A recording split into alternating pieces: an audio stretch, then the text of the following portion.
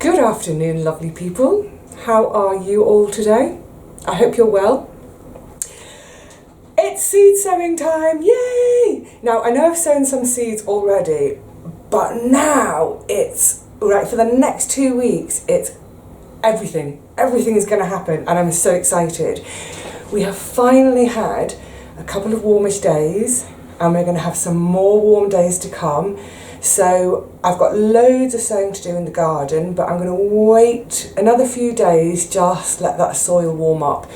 And when I come to that, all the direct sowings plus some backup sowings in the cold frame, I'll show you when we're actually in the garden. But today is my last, well, it should be my last, I'll come to that in a minute. It should be my last day of indoor sowings. And there's loads to do today. So I have got, this is absolutely crazy. I've got masses and masses of squash. So quite a lot of this is sort of saved seeds that friends have sent, plus some of my own saved seeds. I've got 10 different varieties this year, which is another reason for going up with the bean arches, because by doing that, I freed up a whole nother bed for squash.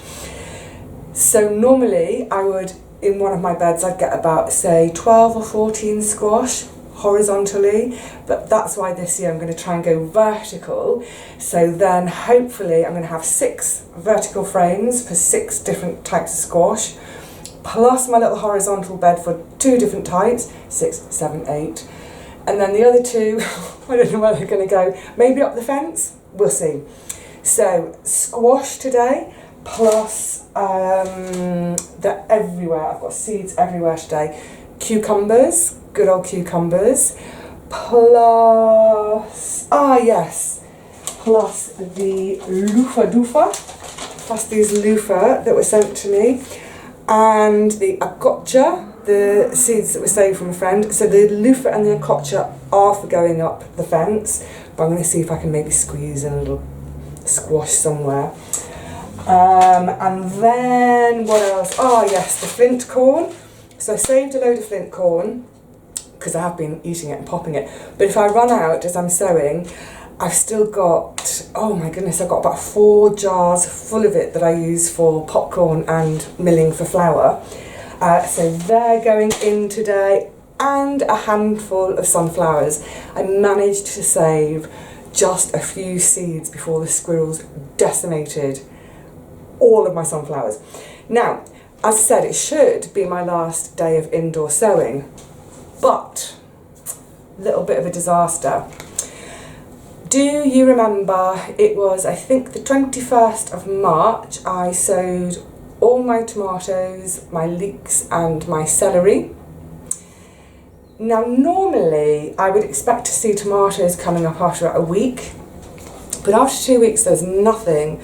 And I was thinking, oh, well, it has been really quite chilly, maybe that's affected them. Anyway, during the course of between week 2 and 3, they just started to poke their heads up, both the celery, tomatoes and leeks. And then they stopped. They've absolutely stopped. And I think I've had a hinky batch of compost. It's so annoying, so annoying. They are not doing anything. It's 4 weeks now. If after 4 weeks they're not doing anything, they're not going to do anything. I mean, I might just leave them and find another light spot for them to sit in rather than just chuck them completely. But it does mean that today I'm going to have to resow all of them. So it's a bit of a shame, because with the tomatoes it was all my saved seed, and then a friend sent me a little bit more seed, but again, nada. So I've managed to get my hands on some Gardener's Delight. I've got, oh, I don't know, maybe 6 or 7 of the Rose de Bain left over. My goodness, can you imagine? Because I don't know if the volunteer one's going to come to anything. I managed to get some more leeks, Musselburgh again. If I don't get leeks this year, you know, it's not the end of the world. Leeks are nice, but they're not a staple part of my diet, so that's fine. And they should really have been sown by the end of March, so I'm pushing it with the leeks. Now the celery, that's been a bit of an issue. So I've only managed to get a celery seed for a type of celery you would normally trench and blanch. I don't really want to trench and blanch, so I'm going to give it a go anyway. I'm going to probably grow it on as I do with the green Utah, as you've seen in the last couple of years, and just hope for the best. But I've got to say, it has given me a bit of a wobble, because obviously the weather's been a bit rubbish and made everything a bit late anyway. And then, you know, I've never experienced this where my seeds just don't work at all. And like I said, if I don't get the leeks, it's not a big deal. If I don't get a celery, well, I'd be disappointed, but I'd just leave it out of recipes. But if I don't get tomatoes, I'm going to be really scuppered, because it's a major part of what I eat. I probably end up with combined, bottled and frozen about £100 of tomatoes that I use throughout the year. They're in so much of what I make. So if worst comes to the worst, I think I might even have to buy plants. I've never bought a vegetable plant in my life. It feels like cheating to me, but you know, I'm just going to have to suck it up, because I'd rather buy a plant than not have any tomatoes.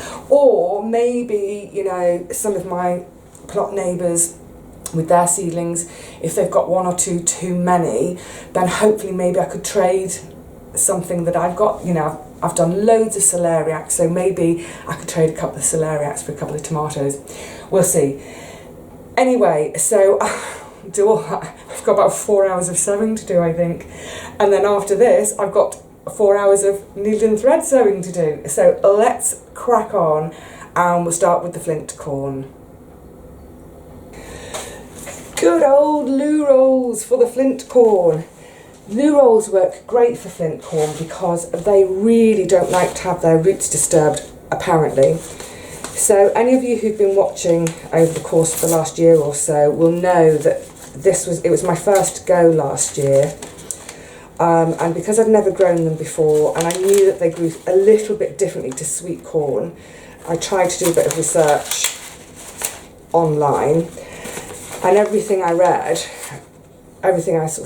was about don't disturb their roots. If we had a slightly warmer climate or a warmer spring here, I would actually just direct sow them.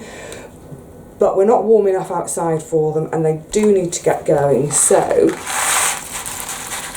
aren't they beautiful? So, we'll get going with them now. Literally, they are just, poked in about maybe 1.5 centimetres, 2 centimetres down. Simple as. See, I'm poking all these in now and I'm thinking, popcorn for a snack later on. Yay! They did come up, the kernels came up quite small from last year's harvest, so your popcorn comes up a bit small. But that doesn't matter, does it? It's such a lovely, super quick snack of an evening. If I watch a film or something, or sometimes if I'm just sort of curled up reading a book and I think, I just fancy a nibble. Pop into the kitchen, pan on the stove, Flint corn in, 3 or 4 minutes later, big bowl of popcorn. What could be more yummy, yummy, yummy? I think actually, if you've got a bit of space in the garden and you've got a chance to grow them and you've got kids, give it a go, because the plants themselves, as you might have seen last year, they make a great den. They're so big and lush and gorgeous. I think the kids would love having a Flint corn den. And then of course, and they're really easy to grow as well. So, and because obviously as a seed it's quite big to handle. You know, it's big enough for small fingers to handle. So get the kids sowing them. Get the kids playing in the den in the summer, and you can teach them all about urine as a fertiliser, because they love their nitrogen.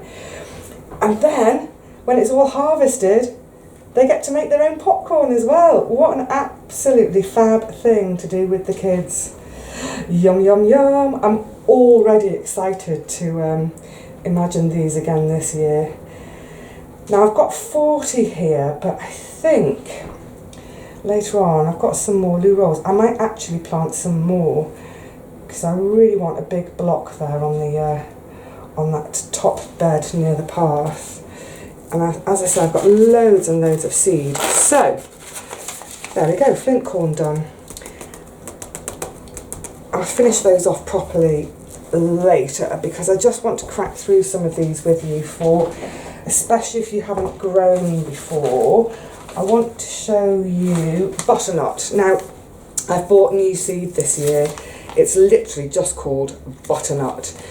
So when you're sowing squash, the same principle applies to pretty much all the different squash. Again, squash don't really like their roots to be disturbed, so don't be tempted to sow them in a tray flat, just the tray full of soil, and then prick them out, because they will not be happy about that. So get them sown in their own individual little pots, and then if needs be, these are what, 2.5 inch pots. If needs be, you can pop them on into a larger pot, but without disturbing that lovely root mass. I think squash are another great one to sow with kids, because again, the seeds are so big. How many have I got there? 3, 6, 9, 10. 3, 6, 9, 12. Oh, I was being a bit optimistic. So the thing with squash seeds is they're very obviously skinny one way and flat the other. Now what you don't want to do is put them on the soil flat like that, because the theory is, as you're watering them, the water can sit on the seed and actually rot it. So when you sow them, you want to sow them sort of sharp side down. And again, as a general rule of thumb with any seeds, you want to plant them about the depth of the seed again. So I'm just giving those a little shove in there. I might have a couple left over from last year to make this up to 12. I would like to get 8 plants. So generally, when I sow seeds, I sow about 20% more than I need. And then if there are failures, well, not like the unmitigated failure of the poor compost. Yeah, the hope is that then if you've got a few fails, you've still got enough for your needs over the course of a year for your food supply. Yes, these are last year's, but let's make a couple anyway. And then also, if everything comes good, it's great because you can then give your excess away. There'll always be, oh look, one left from last year. There'll always be someone who's delighted to receive a plant from you, because let's face it, all of us have a disaster of some sort at some point, like me with my tomatoes, celery and leeks. And then there's always that thing of, you know, you forget to sow something until it's too late, or, you know, you didn't sow it because it wasn't on your radar, it wasn't something you were even thinking about growing. And if someone's got a spare, you think, oh, I could chuck one thing in somewhere, how great. I'll give that a go. You might not want to give a whole bed up to something, but if someone's got a spare plant, just one, and you want to try it, how great. So I'm always happy to sow an excess. Where's my labels? A friend bought me a load of labels the other day, because I also had a bit of a labelling disaster, which I won't go into. But I've got my trays in a muddle. Fortunately, when things come up, I can recognise them. Okay, so that's the squash. So, like I said, with all your squash type seeds, it's the same idea. Put them in on their side. I'm just going to show you the cucumber seed. This is saved from last year. This was saved using the same method as the tomatoes, so the fermentation method. So you can see from their seeds how closely they're related. But again, they have, actually this might be too small and fiddly to show you, but they have, let me see if I can do it. They have a sort of a flat side and then a narrow skinny side. So you want to plant them, that's better, isn't it? Plant them like that rather than like that. We'll do those shortly. Yeah, so the fermentation method, just to get rid of all the, here's my most hated word, gelatinous stuff off them. Now, When I mentioned loofah at the beginning of the year, because I'd very kindly been sent a packet, someone wrote to me and gave me a little bit of a hint and a heads up about helping them along. So again, you can see they're from the squash family. All these seeds are so similar. Does that show up a bit better? So I'm going to do half and half with this technique. I was told to help with germination to just rub one side gently with sandpaper. I don't know how I'm going to do it, and I don't know if it's just partly to help break down its tough husk. Oh, that's going to be fiddly, isn't it?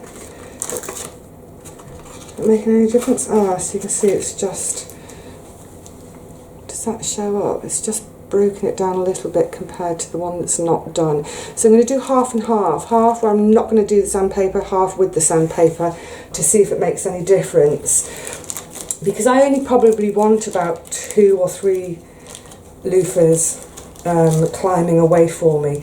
What I'll probably do is plant about 10 seeds, just again for that kind of hit and miss element, but also then if I do have excess, yay, I can give them away to people, which will be really rather fantastic. So let's fill up some more pots and get some more seeds planted. Do you think I need a little bit more space? Oh, that's such a happy sight. Right, another 6 trays to go, and I will almost be done. Well, I'm almost done. Yay! I just have left to do now a few trays of tomatoes and that celery and the leeks, really fingers crossed for the leeks. And that is it for my indoor sowings. Yay! So in the coming 2 weeks, everything is going to move outside again. Yay! And it's so lovely that now that we're having a bit of sunshine and warmth, and I'm sorry to say that for those of you who I know still have snow, what's going on? But yes, back to the garden in the next few days, and I will be thinking about getting in, gosh, pretty much everything. So parsnips, carrots, chickpeas, all my different kinds of beans, climbing beans, bush beans. What else has got to go in? I'm sure there's, all the green stuff, of course. So things like chard and beetroot and rocket and all the different lettuces and lentils, and I need to start sowing some herbs. My goodness, it's going to be busy. But would any of us have it any other way? No. So hopefully you guys are cracking on with your sowing too. I know some of you have greenhouses, so what I'm doing now, you've probably done a couple of weeks ago. I'm so jealous you've got greenhouses. And then for others of you, I know the weather's still grotty outside and you're having to use heat mats and lights and goodness knows what else. So let's just say that for all of us, may our seeds all come up. May none of us have any more hinky compost this season. May the days get warmer and longer. And soon all this seed sowing will have been forgotten because we'll be out in the gardens, planting things, weeding, watering. Yay! I'm so happy and excited for it all. So, another day where I'm going to implode from giddiness. I will say cheerio for now. Have fun whatever you're getting up to. Be optimistic. We're going to get a summer eventually and we're going to have gorgeous, gorgeous veggies to nosh on. I hope I will see you all again really soon. It's really, I hope I'll see you all again really soon. You know what I mean. See, I get a bit giddy and then my mouth doesn't work. Look, in the meantime, stay well, stay snug those of you who've got snow, put your sunscreen on for those of you who are getting sunshine. Take care everyone, I'll see you all again soon.